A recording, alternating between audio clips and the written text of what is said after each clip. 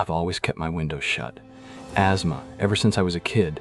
The pills by my bed rattle whenever trucks pass, and I know each neighbor by their cough through the walls. Routine's comforting alarm at 6:15, coffee grinding at 6017, the hiss of steam from the radiator by the door. 3 nights ago, the radiator stopped. Not broke, stopped like someone clamped its throat. I woke up gasping in thick, stale air, ears ringing with silence. That's when I heard the drip. The dripping wasn't from the kitchen or bathroom. It came from behind the radiator. Pressing my palm to the pipes, I felt a damp, organic coldness like refrigerated meat. I jerked back as the dripping intensified. The next night brought the same choked silence and wet rhythm, now accompanied by a rotten sweet odor like pears spoiling in a sealed jar. I breathed through my sleeve, counting seconds until the radiator shuddered back to life. When the vents began humming, a mucus-like gurgle instead of their usual rattle. I knelt to listen. The floor grate vibrated with a wet, clicking inhale reminiscent of vocal cords. Now I sit waiting before the heater inhaler clutched tight. The metallic air tastes like licking a battery as 2037 a.m. blinks relentlessly on the phone screen. At 2037 a.m., the dripping starts again, each drop sharper, more deliberate. The room's metallic tang coats my tongue like blood. Then comes the sigh, thick, watery, and unmistakably not my own. The radiator exhales. The radiator's breath hangs in the air, a viscous mist that clings to my skin. The metal vent hums. No! Pulses! Beneath my fingers. My throat tightens as if the room itself is contracting around me. A bubble forms in the rusted pipe slit, glossy and trembling. It bursts with a sound like lips parting. A syllable. My inhaler slips into the shadow beneath the heater. A darkness too deep and tar-like for the narrow space. The cold isn't in the room anymore. It's inside, threading between my ribs. The voice layers, a child's whisper over grinding gears. Not! Screws drop from the shifting grate in languid circles as the metal panel tilts upward. Revealed behind the grate, a wet, glistening duct with quivering, membranous folds. The stench of spoiled fruit swells, cloying and chemical. Wrong! The voice coos. Safe. Ah! As the membrane stretches. Something presses against it. Too many joints, too many angles. My fists dig into my thighs to anchor reality. The world thins at the edges as the phone screen flickers. 2037, 2037. Time fractures while the wall weeps metallic sobs. The membrane splits. A wet, papery rip. My knees hit the floor, but the impact feels distant, smothered under the wrongness flooding the duct. Phone light bleeds crimson now. Why red? I never changed the setting. A finger presses through the tear. Not a finger too segmented, boneless. More of them, multiplying where they touch air. They brush the dripping metal walls, and the whole room vibrates in response, a low moan threading between floorboards. The voice clarifies. Not a child's plea, yes, but beneath it, my mother's tremor when she begged the doctors to fix me, fix her, fix this. The fingers curl into a palm that shouldn't hinge that way. Nah, yours. Ceiling lights buzz awake, harsh white. I blink, the duct's clean, dry, grate intact, but the screws still litter the floor in spirals, and my hands are gloved in something translucent, tacky. Wind punches the window. Or something imitating wind carrying a tune, 3 notes from a music box I owned at 6 before the fire. The radiator ticks, innocuous. Ticks? It never ticked before. Then, softer than breathing, the grate shifts. Just a centimeter. A hint of glistening movement within. You don't hallucinate smell. You don't.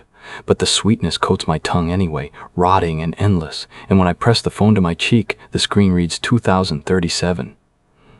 2037. The numbers blur. From the vent, a wet chuckle, matching my pitch exactly. My own laughter clots in my throat. That sound from the vent, mine, but scraped hollow. The air tastes thicker.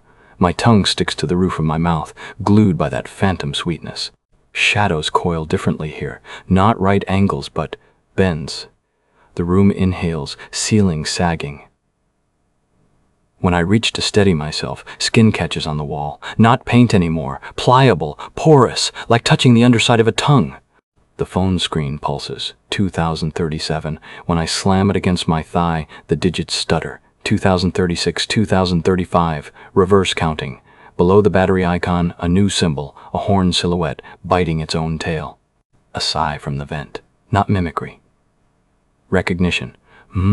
Almost, it purrs, in chords that don't harmonize, layers of voices I've swallowed over the years. The cracks between floorboards bloom with wisps of hair. Colorless, fine. My grandmother's, after the chemo. I crawl backward, the radiator's ticking syncs with my carotid pulse. Thump, tick, thump, tick. A rhythm mistakes me for a metronome. Cold spittle drips onto my temple. Above, the vent sighs open wider. A slurry of oil and teeth glints just beyond the rim. The voice springs from my clenched jaw and, the dark, simultaneous, should have burned cleaner little match. Mirror shards line the baseboard. Where? This house doesn't. In each sliver my reflection's mouth moves out of sync. Chanting. The floor liquefies where my palms press.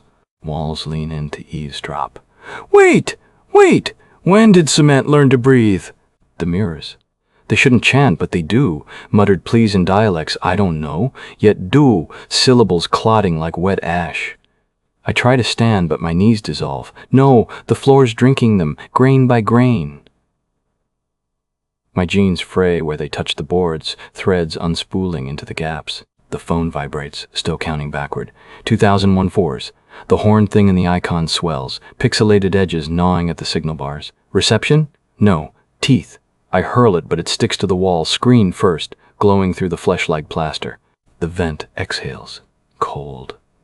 My breath ribbons out, frost forming in midair only to curve, as if drawn toward the grate. A whimper escapes, and the house swallows it, regurgitates it, warped. Come closer, it sighs, in the cadence of my sister.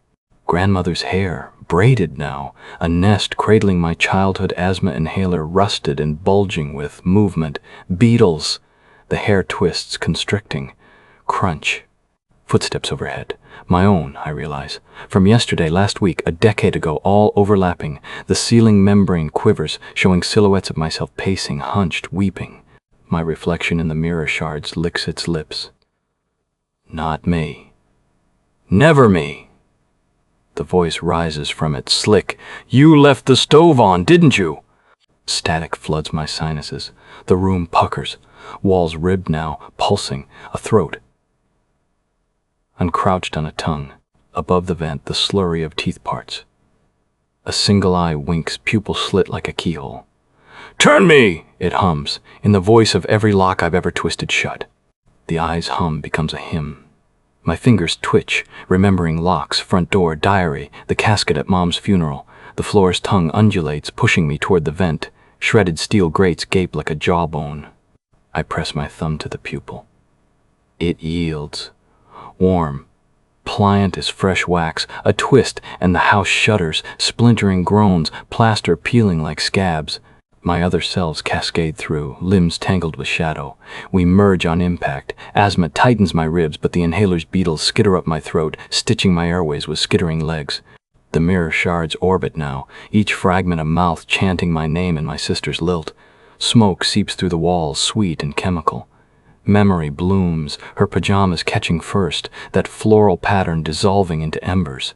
The foam buzzes one last tremor. Zero, ow, dough. Dough! The horned icon uncurls, pixel by pixel, into my reflection grinning, charred at the edges. It steps out smooth and cups my face. The walls close, rib cage tightening. My breath sinks to the vent's rasp. In the dark, I feel the house's heartbeat where mine should be. Keyholes bloom across my skin, waiting. The last thing I hear is my own voice whispered through 1,000 cracks. Welcome home! Welcome home! Welcome! Silence. Just the creak of old wood, just the smell of smoke clinging to nothing.